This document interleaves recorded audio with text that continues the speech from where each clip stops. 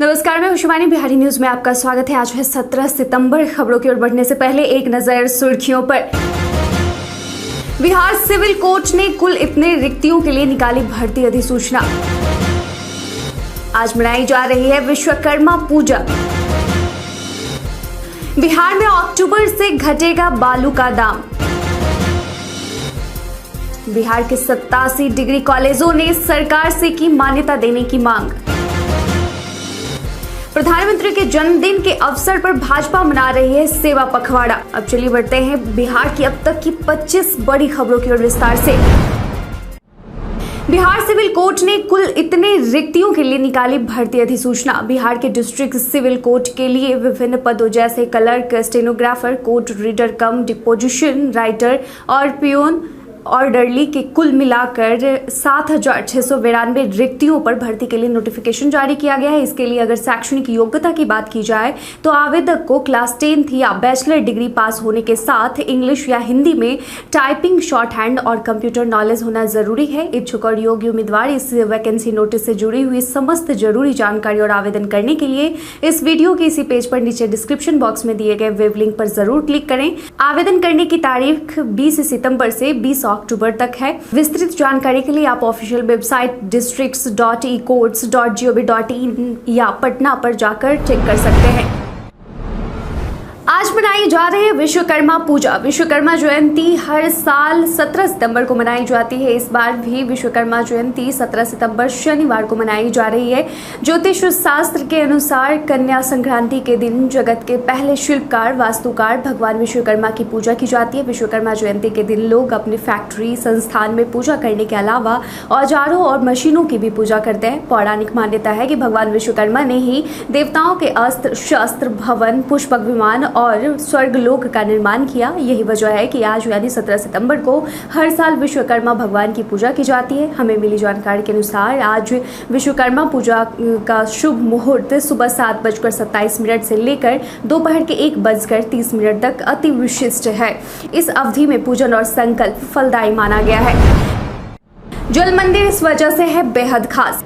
बिहार में कई दर्शनीय, ऐतिहासिक और तीर्थ स्थल मौजूद है जो कि आपके बिहार पर्यटन को यादगार बना सकते हैं। उन्हीं में से एक है पावापुरी का जल मंदिर। नालंदा का पावापुरी भगवान महावीर के निर्वाण प्राप्ति के लिए विख्यात है। यह मंदिर जैन धर्म के अनुयायियों के लिए अति पवित्र माना जाता है। मान्यता है कि जल मंदिर उस स्थान को चिन्हित करता है जहाँ भगवान महावीर का अंतिम संस्कार किया गया था। जल मंदिर कमल के साथ खिलने वाली झील के बीच में एक मंदिर है। इस मंदिर में भगवान महावीर की बहुत पुरानी चरण पादुका रखी गई है।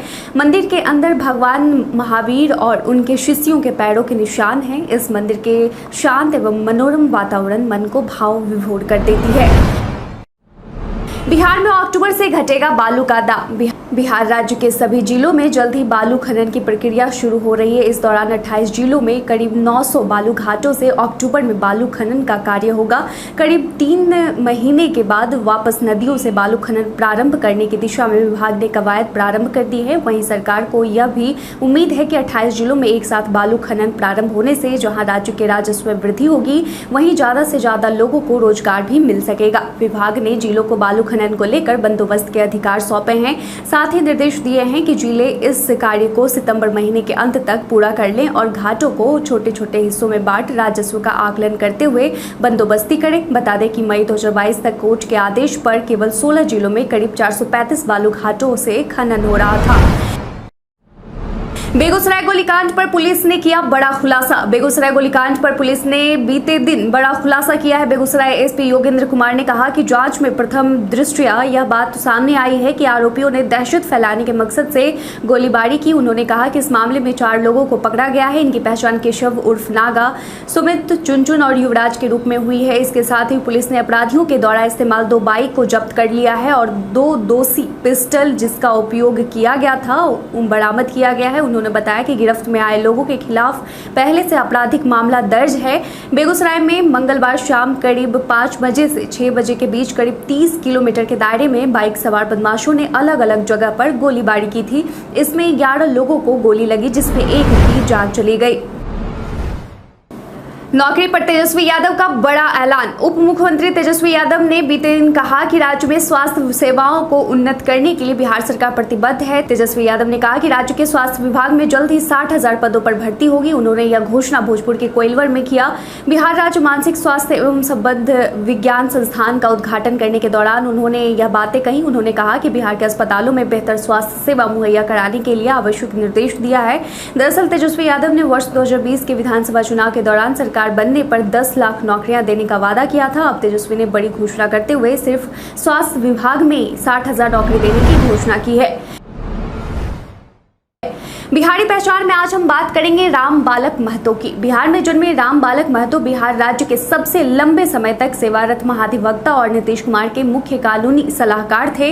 1937 में अब तक केवल 20 महाधिवक्ता नियुक्त किए गए हैं और इनमें से राम बालक महतो को 6 बार नियुक्त किया गया था, जो सबसे लंबे समय तक सेवा देने वाले महाधिवक्ता बन गए थे। उन्होंने नीतीश कुमार और लालू प्रसाद यादव के नेतृत्व वाली सरकार दोनों की सेवा की और पहली बार वर्ष 1980 में इस पद पर नियुक्त हुए। वह बिहार के 6 मुख्यमंत्रियों के कार्यकाल के दौरान प्रतिष्ठित पद पर बने रहे। अक्टूबर 2020 में 98 वर्ष की आयु में उनका निधन हो गया। वह लंबे समय से दिल की बीमारी से जूझ रहे थे। प्रधानमंत्री के जन्मदिन के अवसर पर भाजपा मना रही है सेवा पखवाड़ा।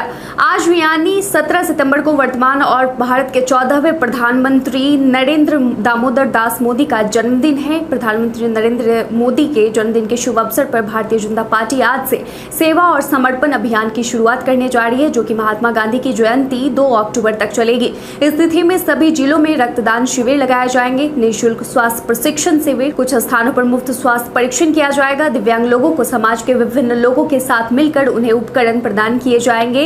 इस दौरान लोगों को कोरोना टीका लगाया जाएगा। टीबी से ग्रस्त मरीजों को गोद लेकर उनका स्वास्थ्य बेहतर बनाने का काम किया जाएगा। बिहार का पहला मानसिक अस्पताल का मुख्यमंत्री ने किया उद्घाटन। मुख्यमंत्री नीतीश कुमार ने बीते दिन शुक्रवार को कोइलवर में बने मानसिक अस्पताल का उद्घाटन किया। इस मौके पर उप मुख्यमंत्री सह स्वास्थ्य मंत्री तेजस्वी यादव और जन संसाधन मंत्री संजय झा भी मौजूद रहे। बताते चले कि कोइलवर मानसिक अस्पताल बिहार का पहला मानसिक अस्पताल है। झारखंड अलग हो जाने के बाद बिहार में एक भी मानसिक अस्पताल नहीं था। इसे 128 करोड़ रुपए की लागत से बनाया गया है, जहां 272 बेड उपलब्ध होंगे। बता दें कि बीते दिन सड़क मार्ग से पहुंचे मुख्यमंत्री नीतीश कुमार ने सबसे पहले अस्पताल का निरीक्षण किया। उसके बाद उप मुख्यमंत्री के साथ मिलकर अस्पताल का उद्घाटन किया। यहां खाना पीना, सैलून जैसी सभी चीजों की सुविधा बिहार सरकार के द्वारा की गई है। बिहार में अभी होती रहेगी बारिश। बिहार में मानसून मेहरबान है। मानसून की यह बारिश किसानों के लिए अमृत वर्षा के रूप में साबित हो रही है। किसानों के धान की फसल के साथ साथ आगामी रबी फसल के लिए भी उतना ही लाभदायक है। प्रदेश के अधिकतर हिस्सों में हो रही झमाझम बारिश से लोगों को आग उगलती गर्मी से राहत भी जरूर मिली है। मौसम विभाग पटना के मुताबिक अच्छी बारिश के लिए जरूर ट्रफ लाइन बिहार पर मेहरबान है। उत्तरी और दक्षिणी बिहार में यह ट्रफ लाइन लगातार आ और जा रही है। मौसम विज्ञानियों ने कहा है कि बारिश का विस्तार पूरे प्रदेश में है। इससे प्रदेश में बारिश की कमी काफी हद तक पूरी हो जाएगी। फिलहाल प्रदेश की खेती के लिए यह बारिश अमृत बारिश के रूप में साबित हो रही है। यह बारिश प्रदेश में अभी जारी रहेगी। नहीं रहे आकाशवाणी केंद्र पटना के बटुक भाई। आकाशवाणी केंद्र पटना के बटुक भाई का निधन हो गया है। बटुक भाई दरअसल इनके किरदार का नाम था। उनका असल नाम छत्रानंद सिंह झा था। छत्रानंद सिंह कई दिनों से बीमार चल रहे थे। रेडियो के शौकीन लोग उनसे भली भांति परिचित होंगे। छत्रानंद सिंह आकाशवाणी पटना के चौपाल कार्यक्रम में वे प्रमुख पात्र बटुक भाई के किरदार में थे और यही वजह है कि छत्रानंद सिंह को उनके असली नाम से ज्यादा उनके किरदार वाले नाम बटुक भाई के नाम से जाना जाता है। बटुक भाई फिलहाल पटना की पाटलिपुत्र कॉलोनी में रहते थे। परदेशियों को हज के लिए हज समिति ने दी ये सुविधा। बिहार से बाहर रहने वाले बिहारी भी हज के लिए बिहार से आवेदन कर सकते हैं। दरअसल बिहार राज्य हज समिति के अध्यक्ष अब्दुल हक ने कहा कि हज 2022 के लिए बाहर रहने वाले बिहार के निवासी राज्य हज समिति के माध्यम से हज आवेदन ऑनलाइन करने की प्राथमिकता दे। समिति का कहना है कि बिहार के निवासी नौकरी, रोजगार और अन्य वजहों से दूसरे राज्य में रहते हैं और वहीं से हज के लिए आवेदन करते हैं। वहीं अन्य राज्यों में लॉटरी के माध्यम से आवेदकों का चयन किया जाता है। ऐसे में बिहार के कई इच्छुक हज आवेदकों का चयन नहीं हो पाता है।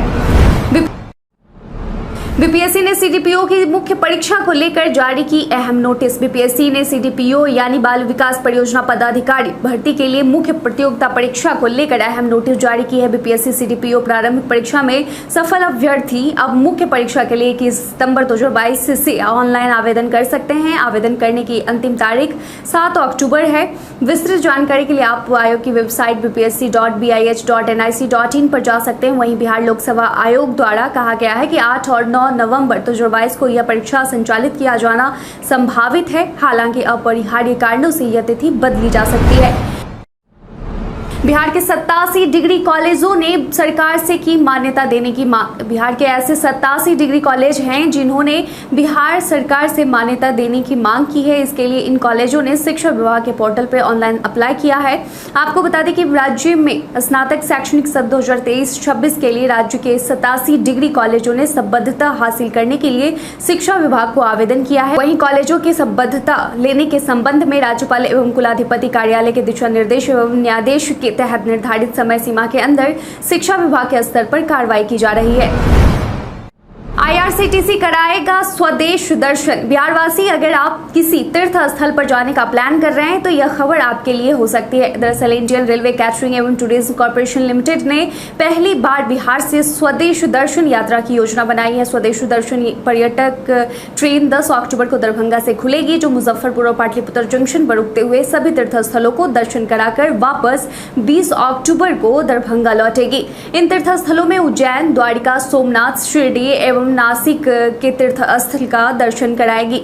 ट्रेन में 2 श्रेणी रखी गई है, जिसमें स्लीपर क्लास में यात्रा करने वाले प्रति व्यक्ति से 18,450 रुपए, जबकि एसी क्लास 3 में यात्रा करने वाले प्रति व्यक्ति से 29,620 रुपए शुल्क लिया जाएगा। इस संबंधी विस्तृत जानकारी एवं बुकिंग के लिए IRCTC के वेबसाइट पर या दिए गए दूरभाष संख्या जो आपके डिस्प्ले पर शो कर रहा है उस पर आप संपर्क कर सकते हैं।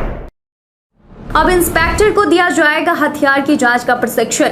अब बिहार के इंस्पेक्टर को हथियार व कारतूस की जांच का प्रशिक्षण दिया जाएगा। दरअसल बिहार पुलिस जब्त हथियारों और कारतूसों की जांच के लिए अपने इंस्पेक्टर रैंक के अफसरों को ट्रेन करेगी। आपको बता दें कि बिहार पुलिस में सार्जेंट मेजर रैंक में पदाधिकारियों की कमी को देखते हुए यह निर्णय लिया गया है। पुलिस मुख्यालय ने सभी जिलों के SSP और SP को आदेश दिया है कि प्रशिक्षण कार्यक्रम के लिए 7 दिनों के अंदर अपने जिले में तैनात 2-2 पुलिस निरीक्षकों का नाम सेवा विवरणी के साथ भेजें। ऐसे इंस्पेक्टरों को ही प्रशिक्षण के लिए चुना जाएगा जिनकी सेवा कम से कम 5 वर्ष से अधिक है। सुशील मोदी पहुंचे सुप्रीम कोर्ट, कहा राहुल गांधी ने सारे मोदी को बताया था चोर। बीजेपी के राज्यसभा सांसद सुशील कुमार मोदी बीते दिन राहुल गांधी और रामानंद यादव के मामले में पटना के सिविल कोर्ट पहुंचे थे। इस दौरान उन्होंने कहा कि कांग्रेस नेता राहुल गांधी ने 2019 लोकसभा चुनाव के दौरान कर्नाटक में भाषण देते हुए देश के प्रधानमंत्री नरेंद्र मोदी को चोर कहा था। उन्होंने कहा था कि सारे मोदी चोर है। उन्होंने मोदी टाइटल वाले सभी लोगों को चोर बताया था। सुशील मोदी ने कहा कि मेरा भी टाइटल मोदी है और उनके इस बयान के बाद मैं कहीं भी बाहर निकला तो लोगों ने मेरा मजाक उड़ाया कि सारे मोदी चोर हैं। राहुल गांधी के इस बयान से मेरी प्रतिष्ठा को आहत हुई है, इसलिए मैंने उनके खिलाफ सिविल कोर्ट में मानहानि का मुकदमा दायर किया था। उसी मुकदमे से आज दूसरी बार सुनवाई थी। नीतीश के बयान पर संजय जायसवाल का पलटवार।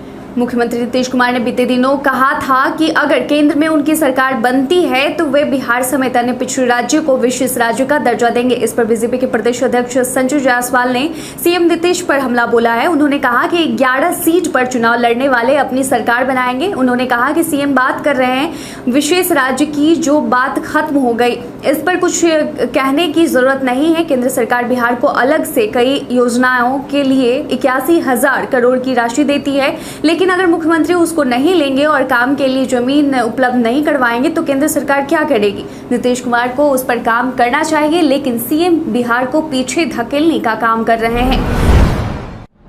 अगले महीने पीएम मोदी आ सकते हैं बिहार। केंद्रीय रसायन एवं उर्वरक राज्य मंत्री भगवंत खुबा ने जानकारी दी है कि अगले महीने पीएम नरेंद्र मोदी बिहार आ सकते हैं। उन्होंने बताया कि बेगूसराय के हिंदुस्तान उर्वरक एवं रसायन लिमिटेड के फर्टिलाइजर प्लांट से यूरिया का उत्पादन अगले महीने से शुरू हो जाएगा। इसका उद्घाटन प्रधानमंत्री नरेंद्र मोदी करेंगे। बड़ौनी फर्टिलाइजर प्लांट का शिलान्यास पीएम नरेंद्र मोदी ने फरवरी 2019 में किया था। उस दौरान पीएम मोदी ने बेगूसराय में रैली को संबोधित किया था। अब नीतीश एनडीए से अलग हो चुके हैं। ऐसे में महागठबंधन की सरकार बनने के बाद पीएम मोदी बिहार आ रहे हैं। उनका यह दौरा कई मायनों में खास माना जा रहा है। बिहार के अस्पतालों को तेजस्वी यादव ने दिए कुल 17 टास्क। बिहार के डिप्टी सीएम बनने के बाद और स्वास्थ्य विभाग की जिम्मेदारी संभालने के बाद से तेजस्वी यादव काफी सक्रिय नजर आ रहे हैं। बिहार के अस्पतालों का निरीक्षण कर असुविधाओं को देखते हुए अधिकारियों को अहम दिशा निर्देश भी दे रहे हैं। इस बीच तेजस्वी यादव ने बिहार के अस्पतालों को गिनकर 17 टास्क दिए हैं। सौंपे गए कार्यों की मॉनिटरिंग स्वास्थ्य मुख्यालय के स्तर पर होगी। मॉनिटरिंग की टीम विभाग के प्रमुख को प्रतिदिन की अद्यतन रिपोर्ट से अवगत कराएगी। इन टास्कों में जिला अस्पतालों को 7 दिन 24 घंटे आपातकालीन सेवाओं को चालू रखने से की व्यवस्था सुनिश्चित कराने से लेकर दवाओं के स्टॉक की रियल टाइम मॉनिटरिंग की जानी होगी। भाजपा का आरोप, बिहार में उर्वरक की कृत्रिम कमी पैदा की गई है। बिहार में उर्वरक की किल्लत की सूचना के बीच केंद्रीय रसायन एवं उर्वरक राज्य मंत्री भगवंत खुबा ने बीते दिन राजधानी पटना में ये दावा किया है कि बिहार ही नहीं पूरे देश में उर्वरक की कोई किल्लत नहीं है। उन्होंने बिहार सरकार पर यह आरोप लगाया है कि राज्य में उर्वरकों की कृत्रिम कमी पैदा की गई है। यही नहीं, भगवंत खुबा ने आरोप लगाया है कि बिहार सरकार के बिचौलियों से हाथ मिलाने के कारण यह हाल हुआ है। इस दौरान भाजपा प्रदेश अध्यक्ष डॉक्टर संजय जायसवाल के साथ पार्टी कार्यालय में प्रेस कॉन्फ्रेंस में कहा कि बिहार में जितनी उर्वरक की जरूरत है उससे ज्यादा केंद्र ने आपूर्ति की है। भारत के इतिहास में आज की तारीख कई कारणों से है दर्ज। भारतीय तेल एवं प्राकृतिक गैस आयोग का गठन 1956 में हुआ। भारत और सिलोन यानी श्रीलंका के बीच पहला क्रिकेट टेस्ट मैच 1982 को खेला गया। भारतीय वायुसेना के special force unit Garud commando Congo के शांति मिशन पर 2006 में रवाना। भारत के पूर्व प्रधानमंत्री डॉक्टर मनमोहन सिंह ने 2006 में क्यूबा के अस्वस्थ राष्ट्रपति फिदेल कास्ट्रो से मुलाकात की। मशहूर भारतीय कलाकार गगनेंद्र नाथ टैगोर का जन्म भी आज ही के दिन 17 सितंबर 1867 को हुआ था। भारत की आजादी के लिए संघर्ष करने वाले छत्तीसगढ़ के स्वतंत्रता सेनानी में से एक वामन राव बलिराम लाखे का जन्म 1872 में हुआ था। भारतीय शिक्षा शास्त्री अमर चित्र कथा के संस्थापक अनंत पै का जन्म 1929 में हुआ। भारत के प्रसिद्ध वायलिन लालगुड़ी जयरमन का जन्म 1930 में हुआ। भारतीय आध्यात्मिक नेता भक्तिकारू स्वामी का जन्म 1945 में हुआ। भारतीय राजनेता और वर्तमान प्रधानमंत्री नरेंद्र मोदी का जन्म 1950 में हुआ। भारत के स्पिनर रविचंद्रन अश्विन का जन्म 1986 में हुआ था। न्यूजीलैंड के खिलाफ वनडे सीरीज के लिए टीम इंडिया का नेतृत्व करेंगे संजू सैमसन। विकेटकीपर बल्लेबाज संजू सैमसन को भारतीय ए टीम का कप्तान बनाया गया है, जो न्यूजीलैंड के खिलाफ आगामी वनडे सीरीज खेलेगी। भारत ए और न्यूजीलैंड ए के बीच 3 मैचों की वनडे सीरीज का आगाज 22 सितंबर से हो रही है। 25 सितंबर और 27 सितंबर को दूसरा और तीसरा वनडे मैच खेला जाएगा। स्क्वाड में पृथ्वी शॉ, अभिमन्यु ईश्वरन, ऋतुराज गायकवाड़, शार्दुल ठाकुर और उमरान मलिक जैसे स्टार खिलाड़ियों का भी नाम शामिल है। इसी सप्ताह के शुरुआत में भारत ने टी20 वर्ल्ड कप स्क्वाड की घोषणा की थी, जिसमें संजू सैमसन का नाम रिजर्व तक में नहीं शामिल किया गया। दाएं हाथ का यह बल्लेबाज सोशल मीडिया पर ट्रेंडिंग में रहा। फैंस स्क्वाड में उनका नाम न देखकर काफी निराश थे। वायरल खबर में आज हम बात करेंगे वोट नहीं करने पर कटने वाले रुपयों के बारे में। सोशल मीडिया पर कई तरह की सूचनाएं वायरल होती हैं, लेकिन सभी सच हो ये जरूरी नहीं है। इसी कड़ी में आज हम बात करेंगे वोट नहीं देने पर अकाउंट से कटने वाले रुपयों के बारे में। दरअसल पीआईबी ने अपने एक ट्वीट में कहा है कि ऐसा दावा किया जा रहा है कि लोकसभा चुनाव में जो मतदाता अपने मताधिकार का प्रयोग नहीं करेंगे, चुनाव आयोग द्वारा उनके बैंक खातों से 350 रुपए काट लिए जाएंगे। पीआईबी ने कहा है कि यह दावा फर्जी है। इलेक्शन कमीशन द्वारा ऐसा कोई निर्णय नहीं लिया गया है। ऐसी भ्रामक खबरों को शेयर ना करें। बिहार में मिले कोविड-19 के 100 से भी कम मामले। बिहार में बीते दिन के पिछले 24 घंटे में कुल मिलाकर 58 कोरोना के नए मामलों की पुष्टि हुई है, जिसके बाद बिहार में एक्टिव मरीजों की संख्या 454 पर पहुंच गई है। इसके साथ ही अगर हम प्रभावित जिलों की बात करें तो बांका, बेगूसराय, भागलपुर में 1, गया और कैमूर में 2, कटिहार और किशनगंज में 1, मुंगेर में 3, मुजफ्फरपुर और नालंदा में 2, पटना में 30, पूर्णिया रोहतास में 1, शेखपुरा में 3, शिवहर और सुपौल में 2, सीतामढ़ी और वैशाली में 1 मामलों की पुष्टि हुई है। इसके साथ ही 1 मामले ऐसे मिले हैं जो दूसरे राज्य के हैं, लेकिन सैंपल बिहार में कलेक्ट किया गया है। इसके साथ ही बीते दिन के पिछले 24 घंटे में कुल मिलाकर 86,161 सैंपल की जांच की गई है। इस दौरान 95 मरीज ठीक होकर घर भी वापस लौटे हैं। बीते दिन हमारे द्वारा पूछे गए सवाल का आप लोगों में से बहुत लोगों ने अपना जवाब में कमेंट सेक्शन में लिखकर दिया था। जिन्होंने पूछे गए सवाल का जवाब दिया है उनके नाम है संतोष कुमार गोंड, कुश कुमार यादव, शंकर मुखिया, शुभम कुमार, निकी सादरे आलम, अनवर करीम खान, मोहम्मद आलम, गोरखनाथ सिंह, हरेराम झा, ऋषि कुमार, सुनील कुमार और मृत्युंजय कुमार। इसके साथ ही बढ़ते हैं आज के सवाल की ओर। आज का सवाल है कि आपके क्षेत्र का ऐसा कौन सा लोकगीत है जिसे इंग्लिश में फोक सॉन्ग भी कहते हैं, वो आपका मनपसंद हो। अपना जवाब हमें कमेंट सेक्शन में लिखकर जरूर बताएं। आज के लिए बस इतना ही। बिहार की तमाम खबर के साथ बने रहने के लिए देखते रहें बिहारी न्यूज़। धन्यवाद।